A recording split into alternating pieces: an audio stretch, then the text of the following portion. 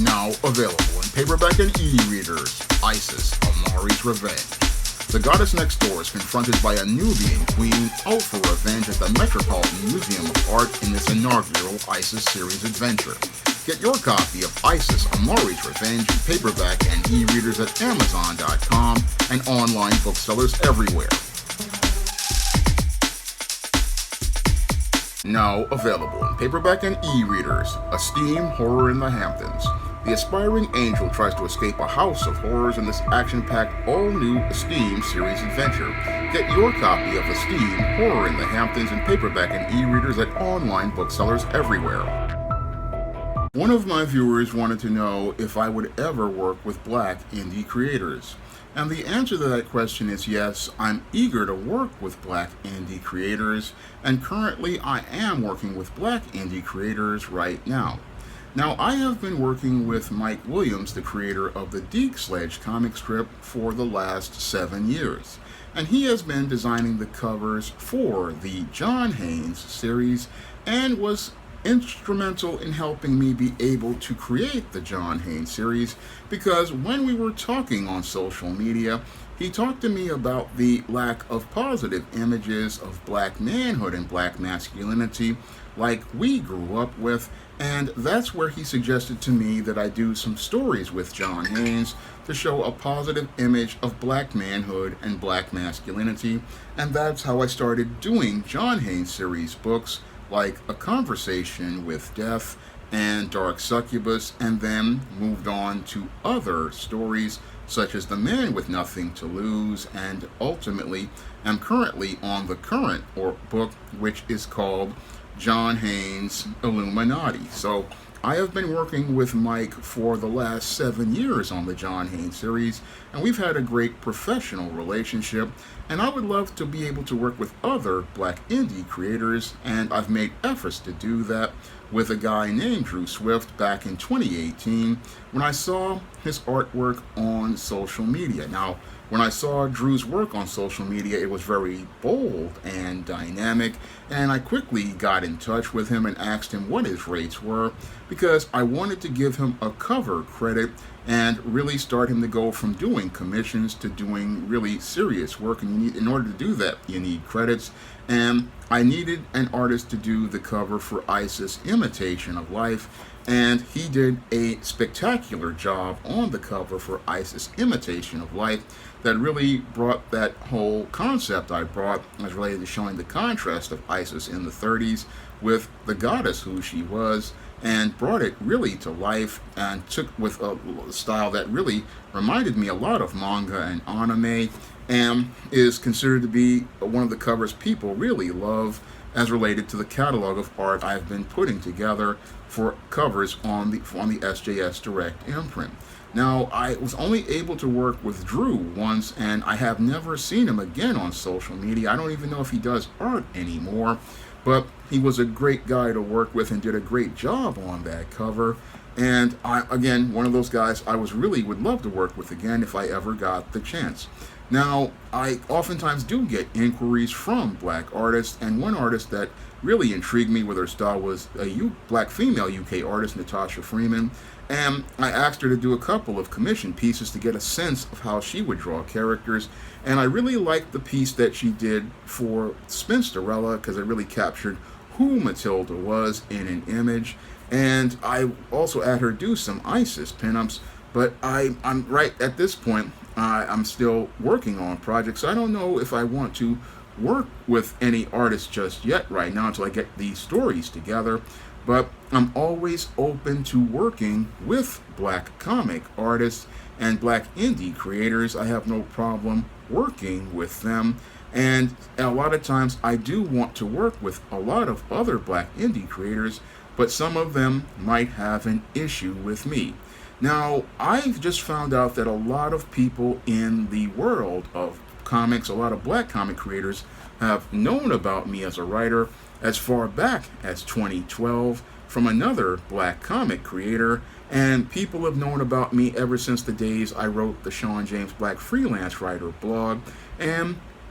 in those early blogs, I would call out things like the racism in the comic book industry and the racist representation of characters, and that might put some in the world of black comic creators on edge. So that may be one of the reasons why some of them don't want to work with me, because some black comic creators, they're really scared of upsetting the apple cart as related to the editors who work at these mainstream comic publishers, and because they're upset about about upsetting the apple cart, they may think twice about wanting to work with me. Now, from my times out here trying to get the John Haynes at Death Store comic out, I've tried to talk to several comic creators, and some of them are very hesitant to kind of work with me on projects, because I wanted to hire one black artist who was very popular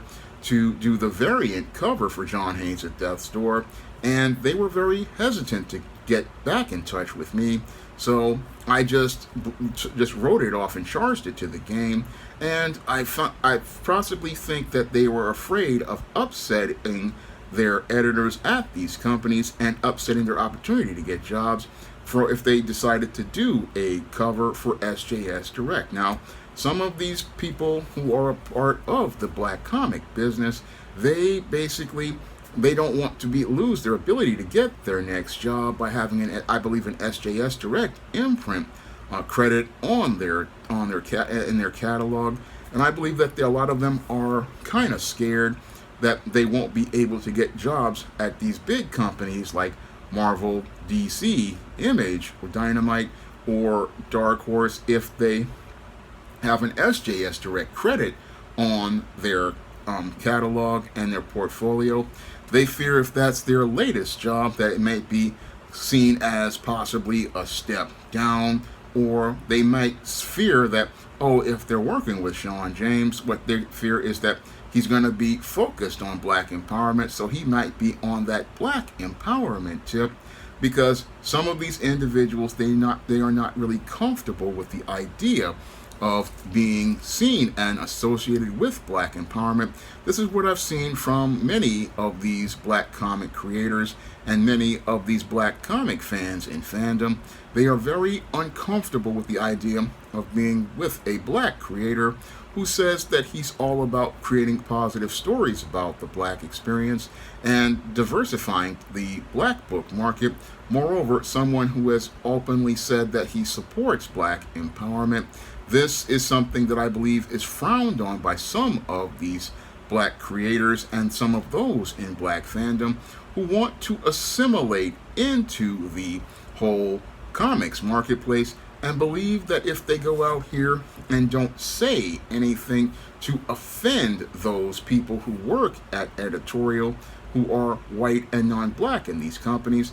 to express their solidarity with black empowerment, what these individuals fear is that they will possibly lose out on opportunities to be able to get jobs in comics. So a lot of these individuals are hesitant to work with me, because I've gone out and openly said that I want to offer individuals jobs who are black artists, who are higher up, and I've often other types of artists, I've made inquiries of them, and they would go out here and hesitate. And I believe one of the reasons why they hesitate is because they're afraid of losing those jobs. They're afraid of losing those jobs if they have that SJS Direct image in their portfolio, and they fear that they won't be able to get those credits later on. However, what these individuals don't know is that the reputation of SJS Direct as related to quality is very high, and it's been high because I've been doing this for over 15 years.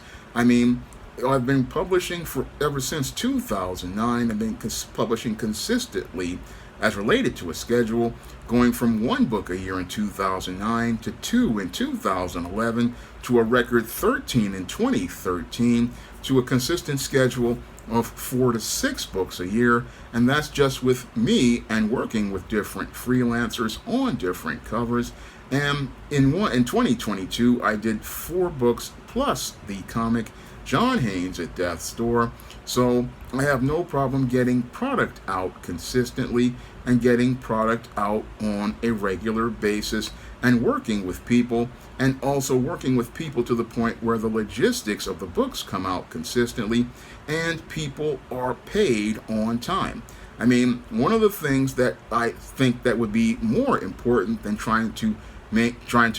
keep chasing clout with companies like Marvel and DC is getting paid. And I've heard horror stories from comic artists that these companies don't pay them on time. But over at SJS Direct, I've been paying people on time, and I thought that that would further build my reputation as related to everybody knowing me. I mean, if you know me so well as related to my blogs, then how do you not know about my business? Because again, many of the artists I work with can tell you that I pay them consistently and pay them in full, and I pay them on time. I mean, I thought that would be more important, but when it comes to a lot of black creators, a lot of them basically are fearing not being able to get those opportunities. So that's why some are really hesitant about looking to work with me, and they get hesitant because we have individuals who, again,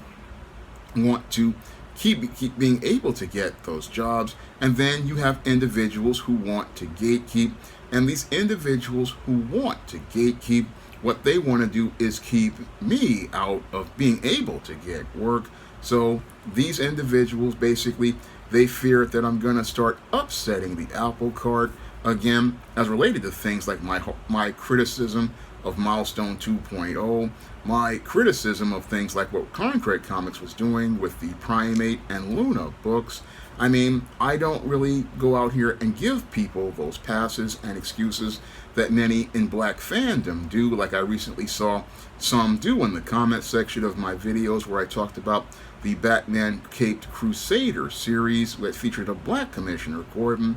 I don't go out here and make excuses as related to trying to justify things as related to representation. No, I don't make those excuses, and I'm the kind of guy who would go in a place and call out a guy like Bruce Timm and the producers there and let them know that a black Commissioner Gordon is not something I would approve. No, I would call that out. I wouldn't make excuses saying, oh, it's an alternate world, or it's a world of generalized things, when I know that the Golden Age was set in the 1930s. I know it was set in the 1930s, so I know at that time there was racism going on. I know that there was what we call sexism going on. I know that the world was a very racist place at the time, based on the media I've seen. And you've got to give people the truth as related to an adaptation of a certain time period. And if I can again go out here and do this with a book like ISIS Imitation of Life, and showing that black people couldn't go out here and play a hero like that in those days,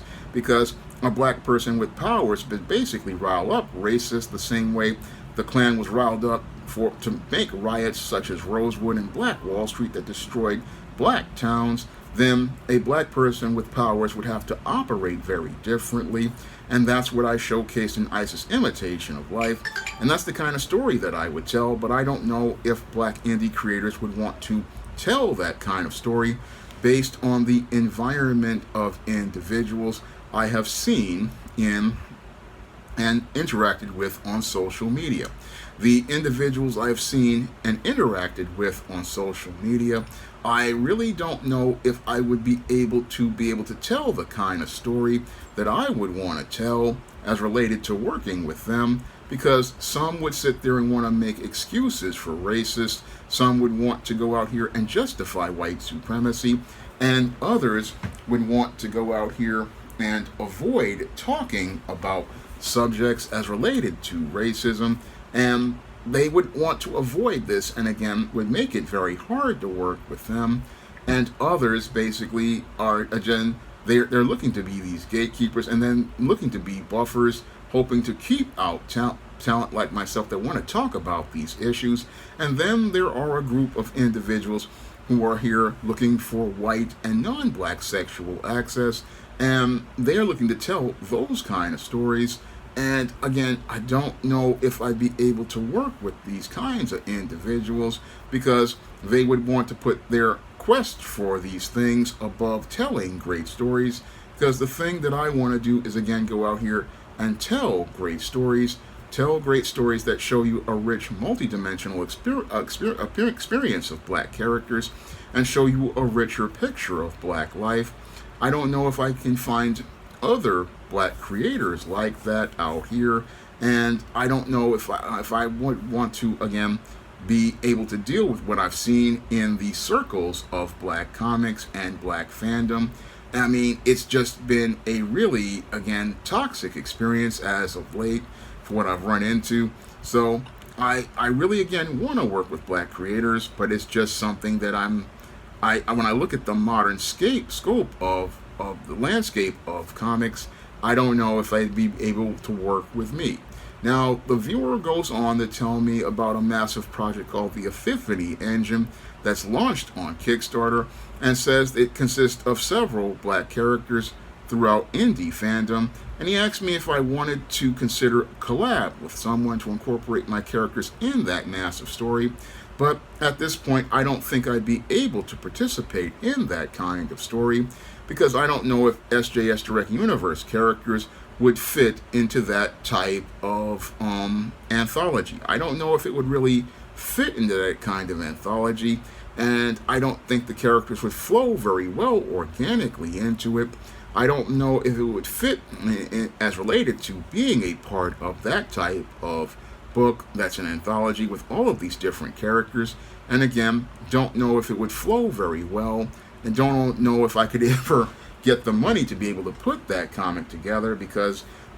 it's just very hard to raise that kind of money to get those pages put together. I mean, it took me about 4 or 5 years to be able to raise enough money to be able to get the John Hayes' Death Store comic out, and that originally started out as an ISIS graphic novel, but because I couldn't get the money to get it together, I had to do the John Hayes project, and I wouldn't have been able to do that without the help of a viewer giving me a generous donation. So I don't know if I'd be able to get the money to get the comic together, but the whole thing is I don't know if it would fit as related to things, and I don't know if people would be wanting me to be a part of their project, considering the fact that there were so many individuals out here in black fandom and black creative circles who basically are just looking to not create stories about the black experience to show black people a richer picture of life, but are doing this basically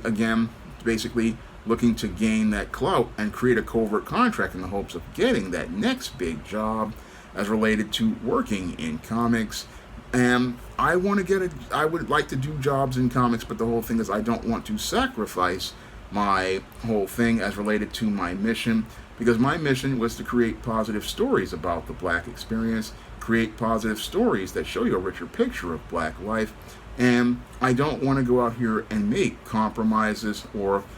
go out here and compromise my mission. So I want to try to maintain my integrity as related to things, and I would love to work in comics, but it seems like comics doesn't want to work with me. So I'm basically at this point where I'm really considering moving on. Considering moving on as related to things. I mean, I loved working on SJS Direct products, and I'll continue to make them. But the whole thing is as related to trying to break into things with related to black fandom. I'm beginning to see that there's no real market there for me. No real market there for me because, when it comes to a lot of black folks who are a part of fandom, they're not really interested in the kind of products I produce. So I'm really thinking about just basically walking away from black fandom, because there's no market there at all as related to things. And with some black creators, they're not really interested in working with me at all. So I look at things, and again, I'm still eager to work with black indie creators. I'm still eager to work with different people. But the whole thing is I have to wonder if they want to work with me. So that's where things are with me as related to black indie creators. I'm here looking to work with you. But the whole thing is that I don't know if they want to work with me at this point. Now, if you want to check out the comics that I have done as related to Black comics. You can pick up John Haynes at Death's Door on Lulu.com, and you can pick up Esteem, No Good Deed on Amazon as well. And both of those comics are available, and you can just get them you can get John Haynes for the same price as a 2022 Kickstarter, and you can get Esteem, No Good Deed for 99 cents, or you can get the paper version of Steam Blast from the Past. And there you can check out a sample of how I would do a comic. And if you want to see the action-packed fantasy that builds the SJS Direct universe, you can pick up the books of the ISIS series, the Steam series, the John Haynes series, and you can see the work in the John Haynes series that I did with Mike Williams by checking that out on Amazon.com in the John Haynes series in paperback and Kindle format. You can also find the books in the John Haynes series and the other SJS Direct Universe books like the Smith-Dorella Trilogy, the Thetas, and my vampire novel Eternal Night. You can find all those books on Amazon.com in paperback and Kindle format. You can also find them at other online booksellers like Draft to Digital, Google Play, Barnes & Noble, and find them at big box retailers like Walmart and Target. And if you want to help me be able to make my next full SJS Direct comic or project or whatever, or help me to help buy indie comics to help out do reviews for indie comics, you can drop a donation to the Patreon, the PayPal, or the Cash App by clicking the links in the description box. That's all I have to say for this video. You can comment, rate, and subscribe. Support Black-owned and Black-operated digital broadcast media. www.niceradionetwork.com. Nice Radio Network, broadcasting 24 hours a day, 7 days a week.